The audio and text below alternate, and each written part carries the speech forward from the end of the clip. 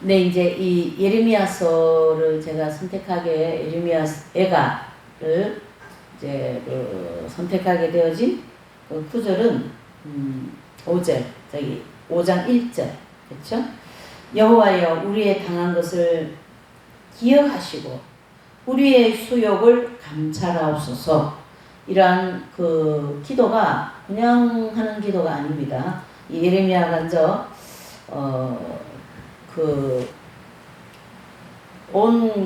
이제 본문에 나오겠지만 온 몸으로 이 환난을 겪어내온 그 결과로 이제 예레미야서가 끝나면서 애가를 지어요. 그래서 애가라고 하는 이제 시를 5장을 5단락을 나누어서 시를 지은 것이 이제 예레미야 애가입니다. 참 슬픈 그러한 애가 이렇게 어떤 애도하는 내지는 그 슬픔을 가지고 있는 그러한 시 내용인데요. 그래서 제가 이제 이 주제를 이제 여호와여 우리의 나를 기억하옵소서. 우리를 잊어버렸을까봐. 왜? 주어진 상황들을 보니까 우리를 잊어버리실 것 같고 하나님께서 우리를 버리신 것 같고 나와 하나님과 관계가 없는 것 같이 느껴지는 이 예레미야의 심정을 이제 이 5장 19절에서부터 22절에서 그걸 표현해 주고 있어요. 그래서 여호와여 우리의 나를 기억하옵소서. 그래야 하나님에게 우리를 기억이 되도록 하는 기도가 이 마지막 5번째의 기도다 이래 볼 수가 있습니다. 자, 이 예레미야의 이 이제 상황을 그러니까 어떤 역사적인 어떤 그런 것도 있지만은 이제 이 시간에는 조금 그 예레미야라고 한 사람에게 포커스를 해서 주어진 환경을 한번 이제 살펴보면서 오늘날 저와 여러분들에게 주어진 상황과 얼마나 일맥상통하며 성경이 우리에게 말씀하는 것이 얼마나 정확한가 이렇게 좀 실감나는 그런 내용이 되었으면 좋겠습니다. 그래서 이제 이 예레미야 이분이 계시는 이때는 어떤 때냐면 이제 우리 대한민국처럼 북쪽과 남쪽으로 이렇게 갈라져 있는 상황이에요. 그래서 북이스라엘 또 남유다 그렇게 이제 부르죠. 그래서 북이스라엘은 722년에 아수르 침공을 통하여 멸망하게 됩니다. 그렇죠? 그 다음에 남유다는 586년에 바벨론 침공을 통하여 멸망하게 됩니다. 그러면서 이제 1차, 2차, 3차를 통하여 포로로 끌려가게 되는 거죠.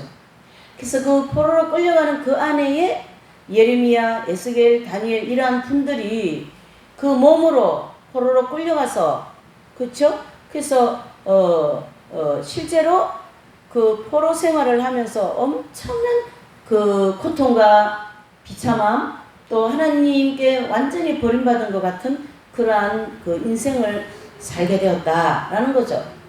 왜 그러면은 예레미야가 살고 있는 그때 또는 그 나라가 예루살렘 성이 왜 그렇게 되었는가? 그것은 북이스라엘은 어디를 의지했냐면 아람을 의지했어요. 그 다음에 남유다는 아수르를 의지하였습니다. 자, 북이스라엘과 남유다는 솔로몬 전까지는 다윗까지는 한 나라였습니다. 6.25가 터지기 전에는 남과 북이 한 나라였어요. 근데 6.25가 터지면서 북한, 남쪽 이렇게 되지 않았습니까? 이스라엘도 똑같은 입장이에요. 그래서 전쟁을 통하여서 북쪽과 남쪽이 이렇게 갈라지고 또 이 북쪽 이스라엘, 남쪽 이 이스라엘이 하나님을 의지해야 되는데 하나님을 의지하지 않고 자꾸 우상 숭배하는 다른 나라를 의지하는 거예요. 그래서 이렇게 딱 정리가 된 거예요. 그래서 북이스라엘은 아람을 의지하고 남유다는 아수르를 의지하고 그러나 하나님의 입장은 너희는 내가 선택한 내가 너희를 지명하여 부른 땅과 백성과 곳이기 때문에 나만 의지하라 이렇게 메시지를 주시거든요. 근데 하나님의 선민인 이 백성들이 계속 다른 우상 숭배하고 또 하나님을 믿지 않는 그런 나라의 왕들, 그들과 외교, 그들과 손을 잡고 자꾸 그 북이스라엘 아람에서 그 이제 우상 숭배하는 그걸 가지고 자꾸 가지고 들어오지. 남유다는 남유다대로 아수르를 의지하면서 이 아람이라든가 아수르는 그 당대에 굉장히 강대국이거든요. 그런 강대 큰 나라, 뭐 미국 같은 나라 이렇게 큰 것만 눈에 보여가지고 하나님이 안 보이는 거죠. 그래서 남유다나 북이스라엘이 결국은 722년에 북이스라엘은 멸망하고 또 남유다는 586년에 멸망하지 않습니까? 그리고 결국은 포로로 끌려가는데 하나님은 그 포로로 끌려가는 백성들을 뒤에다 대놓고 귀에다 대놓고 계속 나만 섬겨라. 너희는 내가 지명하여 부른 내 백성이다.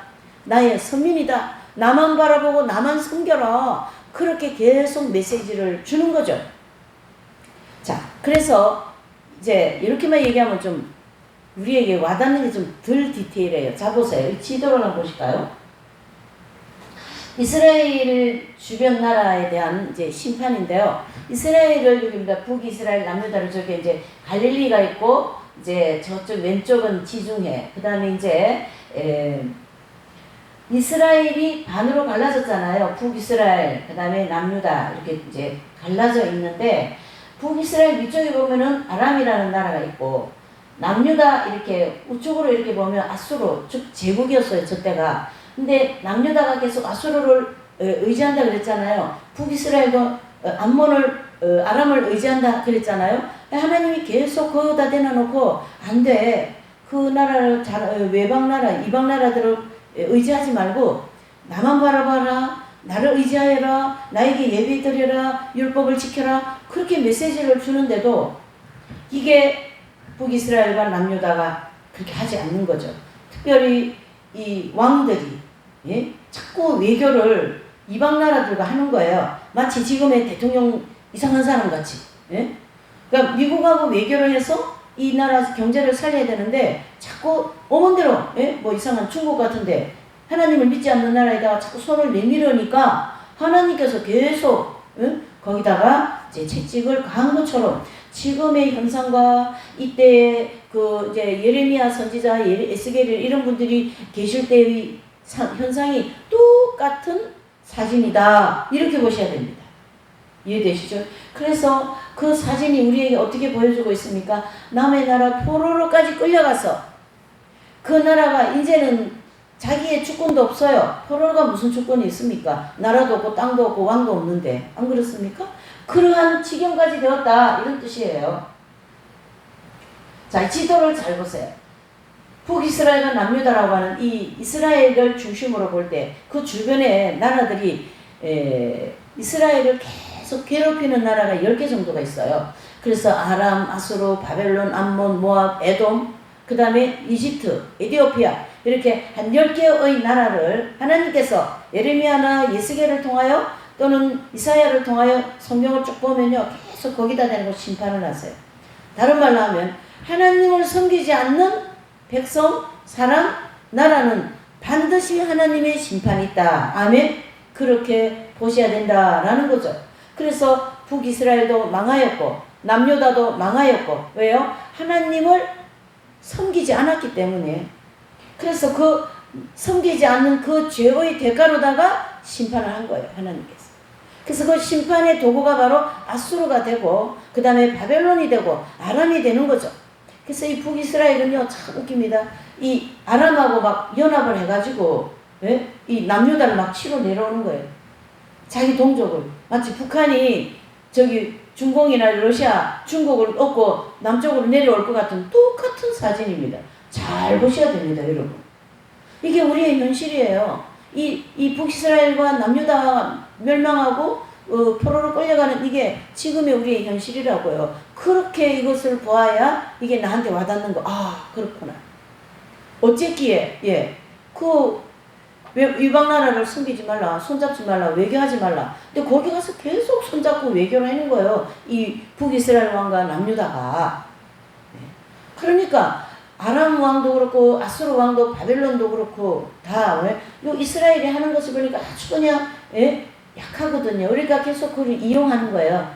이용해서 그냥 곡식도 뺏어 먹고 다 그냥 알짜배기를 다 뺏어가는 거예요. 그래서 결국은 포로로까지 끌려가고 예루살렘이라고 목숨같이 생각한 예루살렘 성전까지도 다 어떻게 해요? 패망하는 그러한 어찌할 수 없는 그러한 일을 당하게 되는 거죠. 그러한 현실 가운데서 예레미야가 이제 이 예레미야서를 기록하고 예레미야 애가를 기록하게 되는 거죠. 그래서 이 본장은 예레미야 애가가 예루살렘 대함락 사건을 온몸으로 체험한 예레미야 선지자가 쓴 네 편의 비탄의 시와 한 편의 기도시로서 이루어진 그 본서의 그 마지막 노래인 동시에 본서의 결론에 해당된다라는 것. 여기서 우리가 한 가지 희망을 가질 수 있는 것은 바로 뭐냐면 계속 어떻게 합니까? 네 편의 시를 보면요 계속 비탄의 시가 나와요. 여호와여 어찌하오리까? 아버지여 어찌하오리까? 예?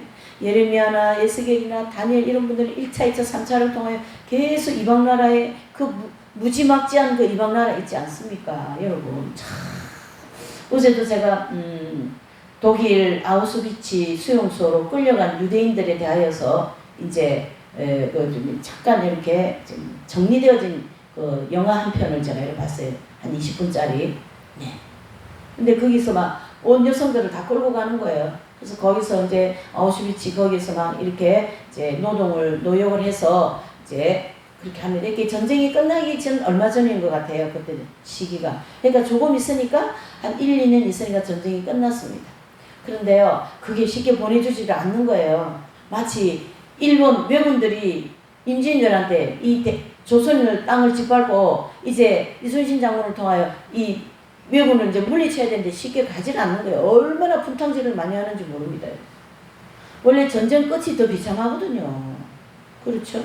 그래서 그런 어떤 이제 그와 같이 이 예루살렘 함락의 사건을 여러분 내가 거처하고 내가 온 힘을 다하여 거기서 기도하고 예배를 드리고 했던 그 장소가 완전히 돌 하나도 돌 위에 남지 않고 다 무너진 걸 눈으로 보면 그게 마음이 어떻겠어요, 여러분.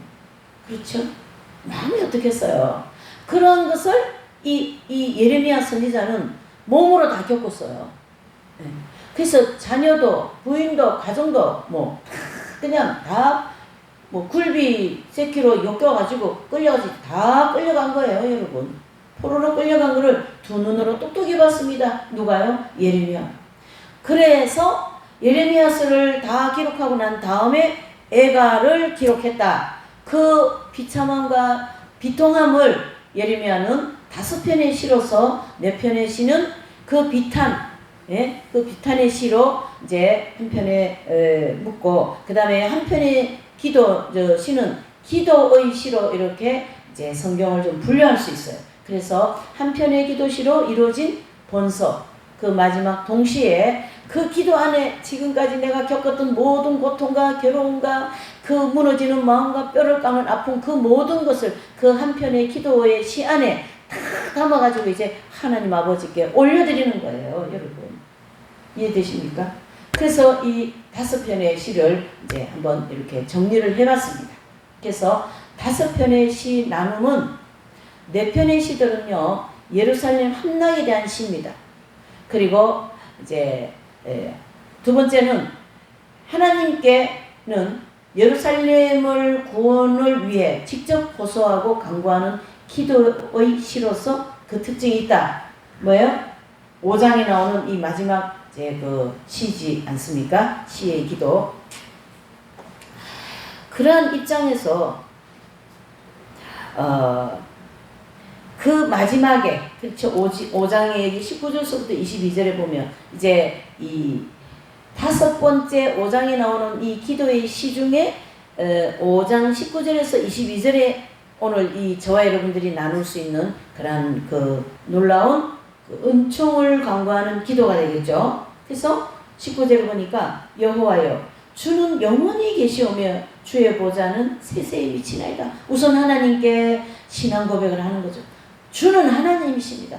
나만 하나님이라고 계속 앞에 얘기했지 않습니까? 그렇죠? 아까 제가 기도문에도 계속 나는 여호와라. 내가 하나님이다. 이사야서 45장에 나는 하나님이다. 나를 인정해라. 나를 버리고는 너희가 살 수가 없다. 나를 떠나서는 너희가 아무것도 할 수 없다. 물고기가 물을 떠나서 아무것도 할 수 없다. 포도가 포도난개에 붙어있지 않으면은 그 진액이 흘러 들어오지 않기 때문에 그 포도나무는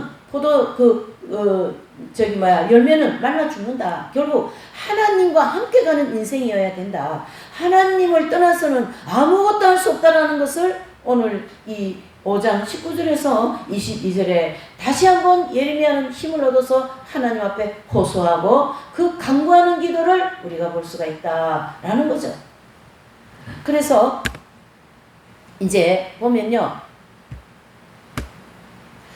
19절에서 20절은 예레미야가 인간의 이해를 초월하는 그 하나님의 사랑과 그 다음에 언약에 대한 신실함에 근거하여서 선민의 조속한 회복을 비는 강구한 사실을 언급하고 있다는 거예요. 여러분, 우리가 너무나도 많이 잘못하였습니다. 아버지 하나님, 우상숭배 하지 말라고 하는데 우상숭배 하였습니다.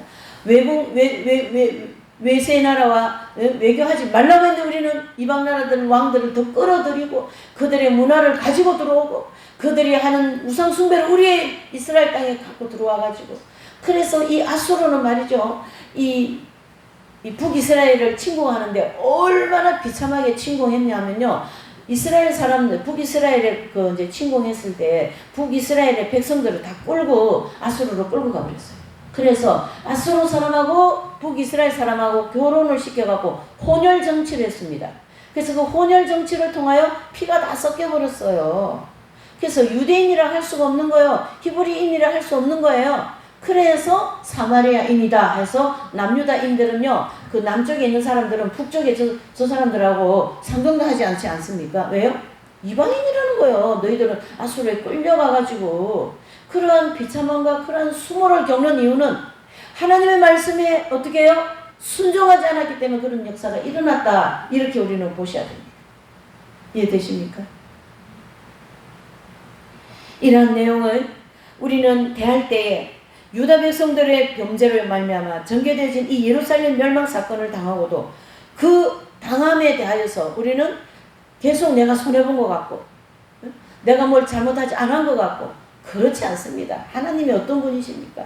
하나님은 공의로우신 분입니다. 내가 잘한 거에 대해서는 천하게 부어주시고요, 잘못한 거에 대해서는 거기에 따르는 반드시 공의로운 심판이 있다라는 그런 하나님을 믿어야 올바른 하나님을 믿게 됩니다.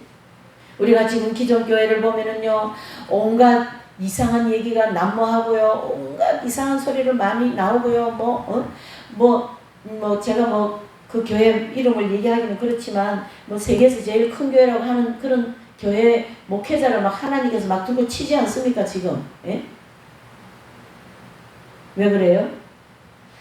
마치 북이스라엘과 남유다의 왕들처럼 복음주의적인 신앙생활, 하나님 말씀주의적인 신앙이 아닌 그러한 어떤 인본적인 사상, 또 예수 그리스도의 오직 십자가의 그런 그 복음을 전하지 않고 거기다가 온갖 기복주의적인 온갖 희석시킨 그러한 진리를 증거하기 때문에 나라가 이렇게 시끄럽고 하는데도 정신을 못 차리고 있는 거예요, 여러분.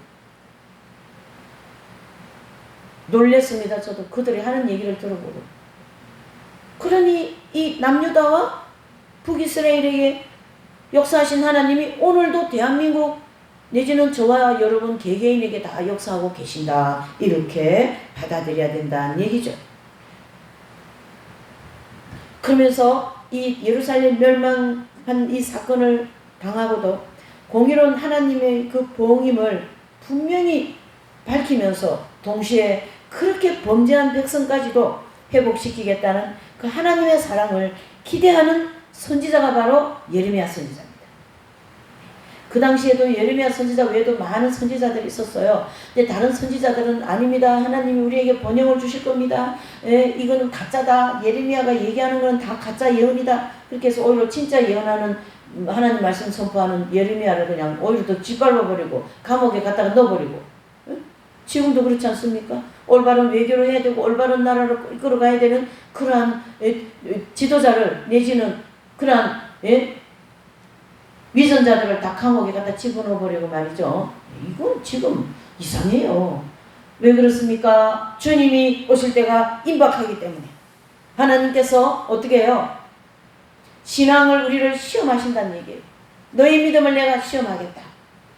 시험하겠다.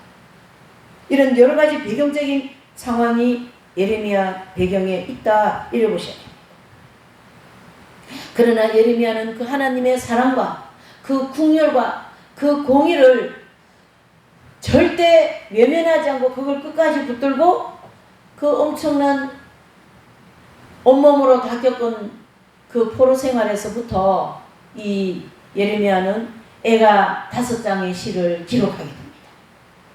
얼마나 이 시를 우리가 깊이 읽으면 정말 그 조국에 대하여서 정말 우리 자신들에 대하여서 나의 신앙에 대하여서 우리 가족에 대하여서 하나님의 성전에 대하여서 그 아픈 가슴을 아픈 마음을 예레미야 애가 5장을 통하여 다시 한번 회복시켜 주시옵소서 그러한 말씀을 하고 있는 것이죠.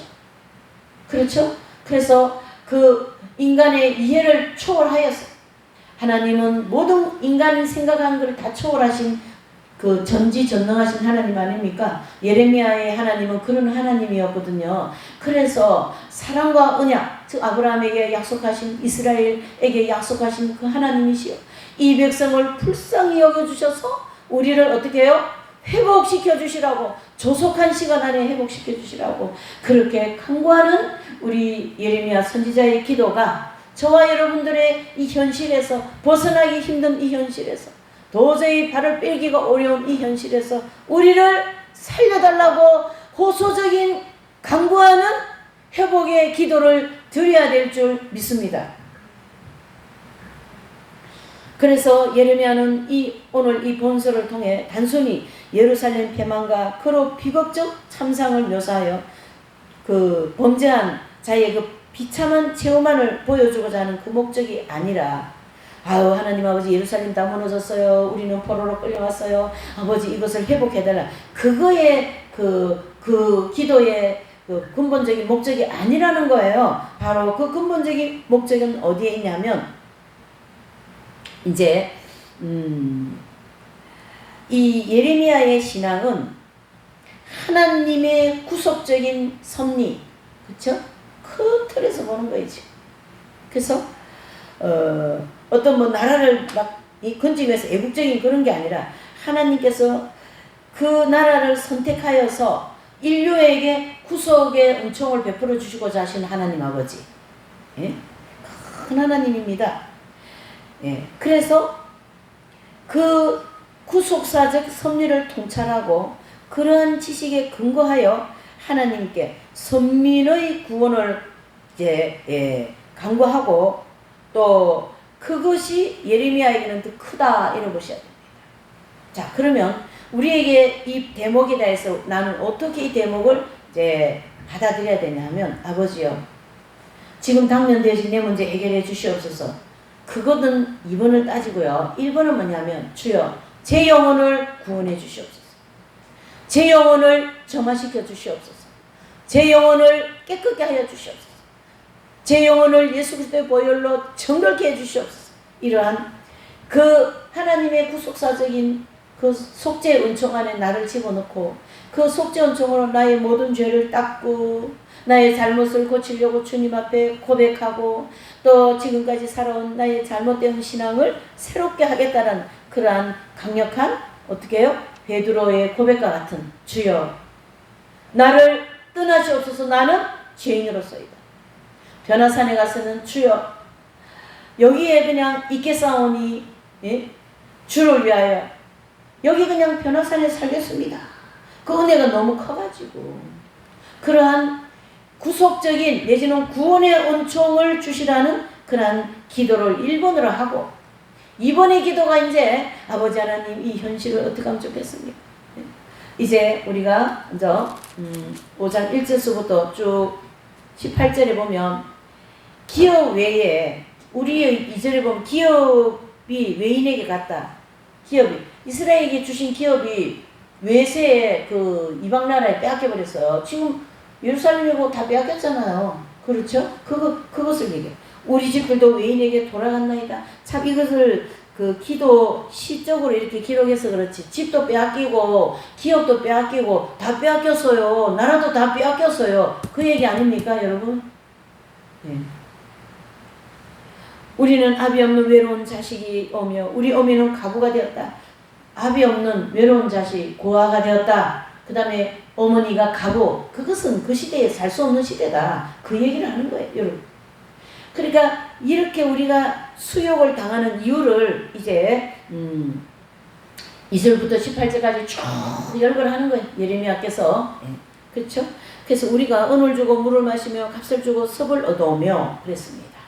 그러니까 은을 주고 섭이라는 거는 뭐냐, 무슨 땔감이라든가 그런 거거든요. 그것도 지금으로 하면 연료죠, 연료. 예? 전기도 석유도 아무것도 가져올 수 없는 거예요. 이해되십니까? 그러한 이제 형편을 이 예레미야가 하나님 앞에 호소력 있게 얘기를 하는 거예요. 저는 이 설교를 호소력 있게 하고 싶은 마음이 있는 거예요. 호소하고 싶은 거예요. 여러분, 지금은 우리가 이렇게 살 때가 아닙니다. 깨어나야 할 때입니다. 그렇게 호소 있는 마음을 가지고 이 말씀을 준비했습니다. 우리가 애굽 사람과 아수르 사람과 악수하고 양식을 얻어 배불리고자 하였나이다. 나오잖아, 6절에. 우리가 애굽 사람, 아수르 사람, 그들과 외교했다. 손잡았다. 그들과 그들의 문화를 가지고 왔다. 그들의 신을 우리의 나라에 들고 들어왔다. 그 얘기예요. 잘 풀어서 적용을 할 줄 알아야 되겠죠? 우리의 열조는 범죄하였고 없어졌고 우리는 그 죄악을 담당하였습니다. 그 조상들 그동안 내려온 이사야 선지자부터. 그러니까 이사야서는요, 예레미야서 전 100년 전에 그 이사야서를 기록했는데 100년 후에 예레미야부터 이제 포로로 끌려가는 그런 일이 생긴 거거든요. 바벨론이 이제 침공을 함으로써 이제 그 얘기를 지금 하는 거죠. 우리 조상 왕들이 다 외세의 침략을 받아가지고 오늘날까지 이르렀나이다. 기도의 범위가 굉장히 넓죠. 종들이 우리를 가난함으로써 그 손에서 건져낼 자 없나이다. 우리를 건져줄 사람 있습니까? 지금 대한민국 건져줄 사람 있습니까? 내 형편을 지금 해결해 줄 사람 있습니까? 내 형편이 내 힘으로 해결할 수 있다고 생각하는 사람 손 들어보세요. 저는 벌써 두 손 두 발 다 들은 사람. 내 형편을 절대 인간으로는 해결해 줄 수 없다. 여러분들의 고백은 어떻습니까? 그래도 내가 해봐가지고 이것 정도는 해결할 수 있지, 그런 마음 가지고 있습니까? 어떻습니까? 오늘 이 본문을 통하여서 종들이 우리를 가난함으로써 그 손에서 건져낼 자가 없나이다. 이 대목 하나에 내 인생을 거기다 걸어야 돼요. 주여, 나의 모든 형편을 누가 해결해 주겠습니까? 나의 이 모든 재정 문제를 누가 해결해 주시겠습니까? 나의 이 지쳐있는 이 마음, 내 마음이 지쳐서 이제는 일어날 힘도 없는 거요.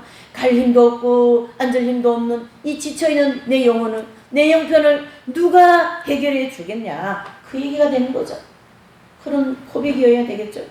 광야에는 칼이 있으므로 죽기를 무릅써야 양식을 얻어서, 광야, 이 영적인 광야에서 우리가 먹을 거 입을 거, 지금 여러분 눈을 뜨세요. 귀를 열으세요. 마음을 열으세요. 대환란이 눈앞에 왔습니다. 쌀값이 계속 오르고 있어요. 곡식값이 계속 오르고 있어요. 올 초에 쌀값이 굉장히 올랐거든요. 그래서 어머, 쌀이 오른다. 그래서 제가 막 눈이 동그래가지고 쌀을 40kg 샀어요. 얼마나 먹는다고 쌀을 그리 많이 샀겠냐 말이에요. 근데요, 올 초부터 그 전부터 일본은 계속 쌀값이 지금 뛰고 있습니다. 근데 우리 대한민국은 일본이 쌀값이 뛰면 조금 있다가 대한민국도 뛰게 되어 있어요. 지금 그게 우리나라에 체감할 정도로 쌀값이 오르고 있습니다. 밥 갖다 버리고 먹을 것 갖다 다 버리고, 예? 이런 놀라운 하나님의 이 마지막 때의 징조를 너무나도 세밀하게 우리에게 보여주고 들려주고 있는데 아직도 그게 깨달음이 없고 감이 없다면 곤란해요. 여러분, 아무도 책임질 수 없습니다. 내 인생, 하나님만이 내 인생을 책임질 수가 있는 것이기 때문이죠. 그렇죠? 예. 그래서 10절에 보면 주림이 열기로 인하여 우리의 피부가 아궁이처럼 거뭇습니다 그랬습니다. 줄였다. 배가 줄였다. 6.25 때 배가 줄여가지고 주먹밥 하나도 없어가지고 어때요? 맨날 무죽 끓여 먹고 시래기 죽 끓여 먹고 하면 장로님들 앉아가 맨날 그 얘기 하는 거예요. 요즘에는 밥이 이렇게 흔하고 먹을 게 많지만은 우리가 그때 6.25 때 피난 다니고 그럴 때 먹을 게 없어가지고 시래기 넣고 보리 몇 개 넣어가고 그냥 멀건 죽만 그렇게 끓여 먹었다라는 거예요. 여러분. 그 시절이 온다. 그 얘기를 하고 있는 거예요 지금. 예레미야 선지자가 아닙니다. 저 이방들을 외세와 손잡으면 안 됩니다. 이방 우상을 들고 들어오면 안 됩니다. 얼마나 외쳤습니까? 그래도 깃방구도 안 끼더만은 요 형태가 돼버린 거예요. 요렇게 지금 돼버린 거예요. 잘 성경을요 냉정하게 보셔야 돼요. 내가 보기 때문에 뭐 나한테는 좀 그게 아니에요. 반드시 하나님은 일이면 일이고 이는 이고 행한 대로 갚으시는 원리에 따라서 우리에게 다가오신다. 그러나 강구하는 힘, 강구하는 하나님의 긍휼을 구하는 백성들에게는 반드시 기회를 주시고 다시 한번 갈 수 있도록 은혜를 베푸신다. 아멘이십니까? 자, 대적이 시온에서, 시온은 예루살렘을 가르치게 합니다. 부녀들을 유다 각성에서 처녀들을 욕보이고 여인들을 데리고 가고 말이죠. 뭐예요? 처녀들을 데려와서 욕보이고. 여러분 전쟁 나면요 노인과 어린아이와 여자들이 가장 비참하게 되는 게 그 분류예요. 남자들은 다 전쟁 나가서 칼 맞아 죽고 총 맞아 죽지 않습니까? 여인들은 다 남아가지고 그렇게 막 종살이 하고 앞으로 그러한 시대가 옵니다. 여러분 12절 방백들이 손에 매어 달리며 장로들이 얼굴을 존경을 받지 못하고 소년들이 맷돌을 지으며 아이들이 섭을 지어다가 엎드려 지으며 노인은 다시 성문에 있지 못하며 소년은 다시 노래하지 못하나이다. 우리의 마음에 희락이 그쳤고 기쁨도 없고 보호도 없고 아무것도 없다. 그것을 이 예레미야 선지자가 5장에 아버지여 지금 우리의 상황이 이렇고 이렇습니다 라는 것을 2절부터 쭉 18절까지 기록하지 않습니까? 자, 오늘의 저와 여러분들의 형편은 어떨까요? 잘 보셔야 됩니다. 깊이 묵상하셔야 됩니다. 하나님의 말씀을 그냥 읽고 넘어가는 게 아니라 내 마음에 저기 잘 박혀있는 못처럼 말씀으로 못을 박아야 된다. 잃어버리지 말아야 된다. 그 얘기를 하는 거죠. 15절에 우리의 마음에 희락이 그쳤고 우리의 무도가 변화의 애통이 되었다. 하나님 앞에 얼마나 무도하게 굴었습니까? 하나님 말씀 듣지 않고요. 16절 우리의 머리에 면류관이 떨어졌어. 오니 오호라 우리의 범죄함을 이남이니다. 그렇게 제대로 고백하고 있지 않습니까? 그렇죠? 이러므로 우리의 마음이 피곤하여 이러므로 우리의 눈이 어떡한다요? 어두워졌어요. 영적인 분별이 없어졌다. 아무리 두들겨 맞아도 왜 두들겨 맞는지를 아직 깨닫지 못하고 있는 거죠. 이스라엘 백성들이. 18절이 또 나오죠. 시온산이 항모하여 여호가 거기서 노나니. 시온산은 바로 예루살렘을 가르쳐 얘기합니다. 솔로몬이 지은 예루살렘. 그 성이 다 무너진 겁니다. 이렇게 아버지여 우리의 형편이 이렇습니다. 나의 형편이 이렇습니다. 내가 지금 이런 자리에 서 있습니다. 아버지여 우리를 불쌍히 여겨주시옵소서 하는 기도가 19절부터 22절에 나온 것이거든요. 여러분 멋지지 않습니까? 예. 그러므로 하여 이 본문이 주는 교훈은 바로 순종입니다. 하나님께서 이스라엘 백성들이 순종하였으면 그 하나님 나라에 있는 놀라운 축복을 다 내려주셔가지고 온 주변 나라에게 하나님 백성으로서 존대함을 받을 것이고 멸류관을 쓸 것인데 하나님의 말씀을 순종하지 않았기 때문에 그 멸류관이 다 떨어졌다. 하나님 백성으로서 버림을 받았다.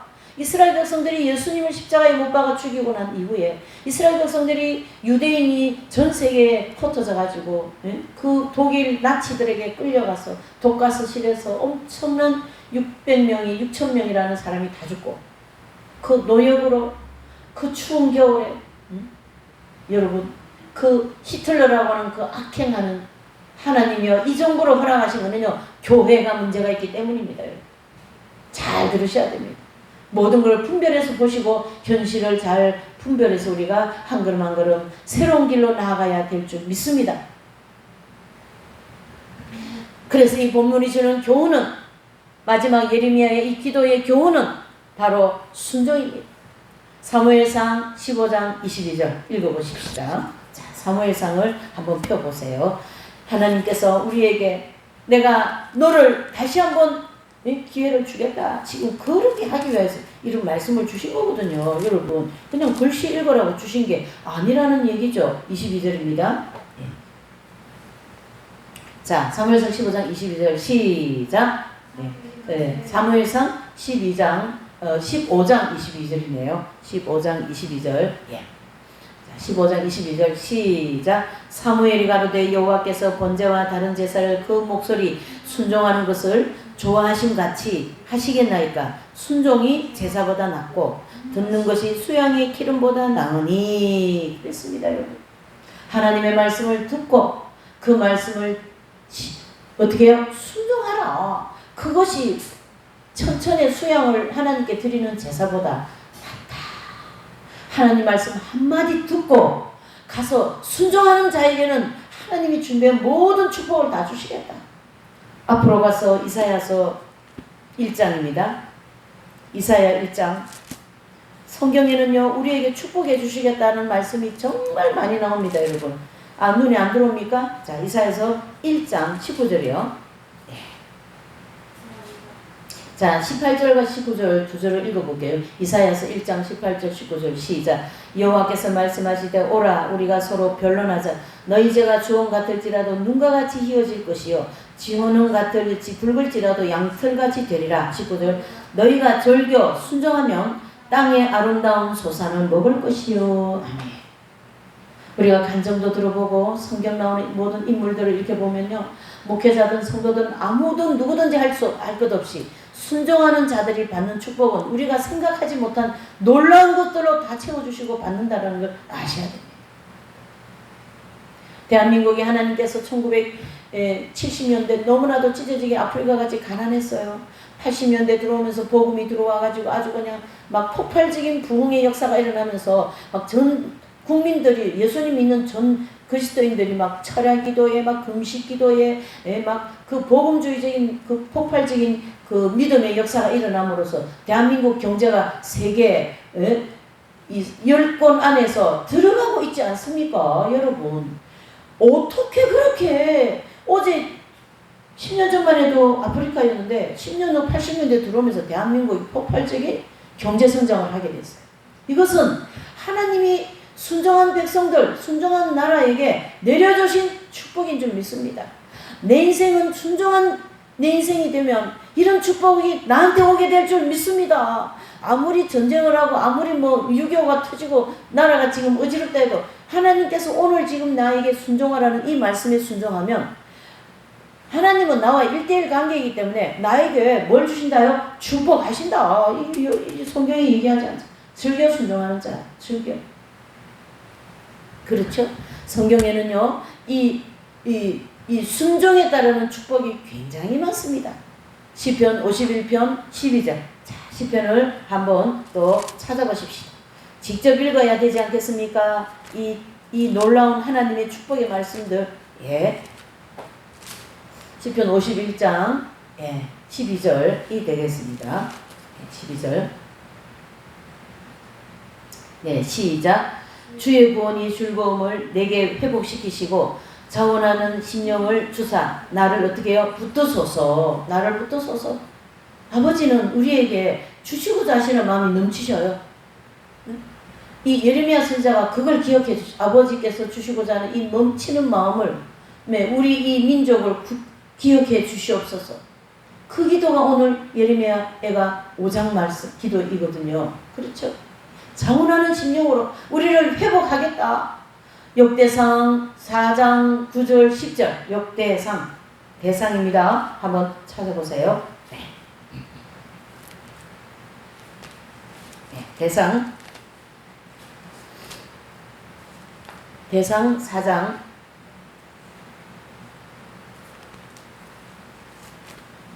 4장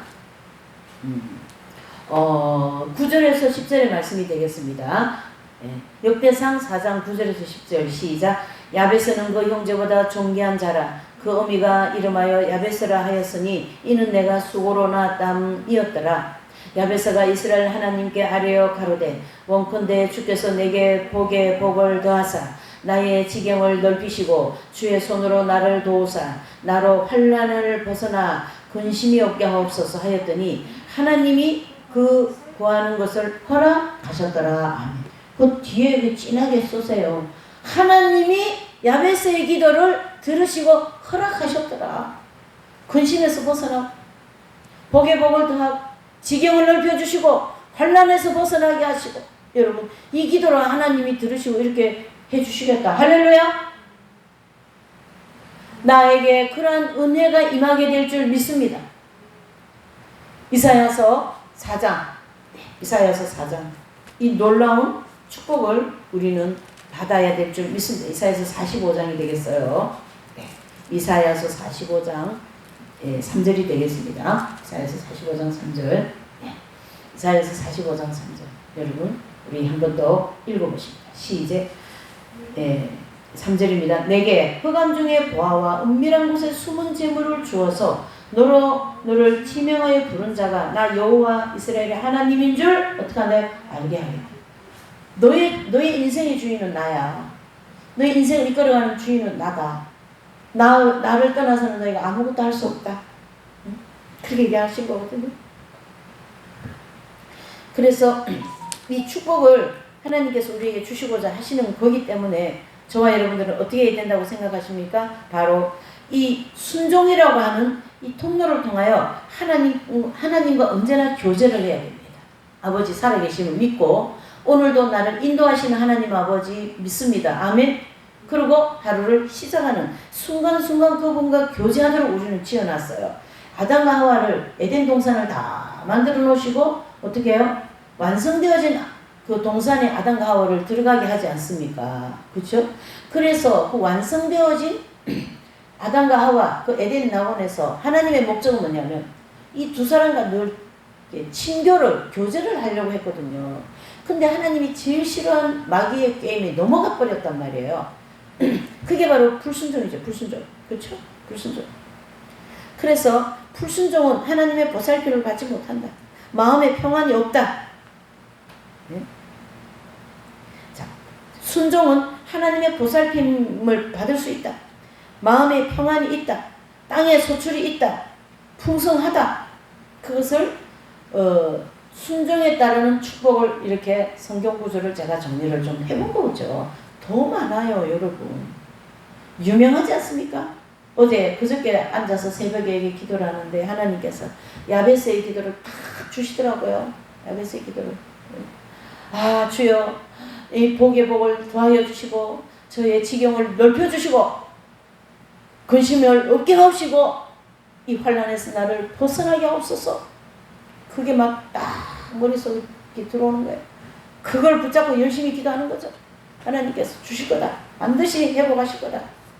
잘 먹고 잘 살게 그거보다도 구원받은 성도로서 하나님의 영화와 하나님의 그 위대하심에 내가 동참되었다. 그 하나님이 우리를 이끌어 가시면 내가 동참되었다. 그 예레미야 기도 아닙니까? 예루살렘을 새로 건축하고 그거의 목적보다도 나와 하나님과의 관계가 회복되었다. 그거를 말씀하신 거죠. 그것이 바로 순종을 통하여 하나님을 하시겠다. 이런 뜻입니다. 사람의 힘으로 될 수가 없습니다. 순종까지도 하나님의 은혜가 있어야만이 순종이 되는 거지. 그래서 여호와여 오늘 이 예레미야 기도, 그렇죠? 우리의 이 민족이 우리를 순종할 수 있도록 은혜를 주시옵소서. 그 기도가 19절부터 22절의 말씀인 거거든요. 여러분 오늘 이 예레미야 5장의 2절부터 18절까지 내용이 오늘 이 현실입니까? 그러면 이제 간구하십시다. 아버지여 은혜를 베풀어 주시옵소서. 아버지여 자비를 베풀어 주시옵소서. 나의 모든 것이 지금 이제 다 떠나갔습니다. 나로부터 사람도 집도 절도 아무것도 없이 나로부터 다 떠나갔다라는 표현을 오늘 여기서 예레미야를 통하여 저와 여러분들에게 해주고 있습니다. 이제는 우리가 어떻게 해야 됩니까? 나아가야 되겠죠. 그분이 회복해 주실 거기 때문에, 그분이 나의 모든 생애를 새롭게 해주실 거기 때문에 이제 그분의 이름을 부르고 이 환난에서 벗어나게 하시고 이 야베스의 기도를 외우세요. 내게 복의 복을 다하시고 지경을 넓혀주시고 나를 환난에서 벗어나게 하시고 근심이 없게 하옵소서. 그래서 나라고 하는 인생이 하나님의 도구가 되어서 나같이 고통스럽고 괴롭고 힘들고 사는 사람들을 도와주고, 예? 기도로 도와주고 물질로 도와주고 여러 가지 이런 말씀으로 도와주고 바른 길로 인도하는 대로 도와주는 그러한 사람이 되도록 저와 여러분들을 오늘과 같이 불러주신 줄 믿습니다. 전혀 생각지 못한 곳에서 숨은 재물을 통하여 우리에게 새롭게 하실 그런 역사가 일어나게 될 줄 믿으시기를